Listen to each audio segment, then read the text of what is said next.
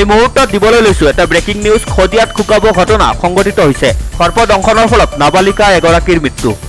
11 বছৰীয়া পাৰুমণি বৰগোহাঁই নামৰ নাবালিকা গৰাকীৰ মৃত্যু। খদিয়াত দুপনি বিহিয়া গাঁৱত সংঘটিত হৈছে এই ঘটনা। নিশা শুই থকা অৱস্থাত নাবালিকা গৰাকীক খাপে কৰে দংশন। আমি পুনৰবাৰ জনাইছো, খদিয়াত খুকাব ঘটনা সংঘটিত হৈছে। সৰ্পদংশনৰ ফলত এগৰাকী নাবালিকাৰ মৃত্যু। 11 বছৰীয়া পাৰুমণি বৰগোহাঁই নামৰ নাবালিকা গৰাকীৰ মৃত্যু। দুপনি বিহিয়া গাঁৱত সংঘটিত হৈছে এই ঘটনা। নিশা শুই থকা অৱস্থাত নাবালিকা গৰাকীক খাপে কৰে দংশন।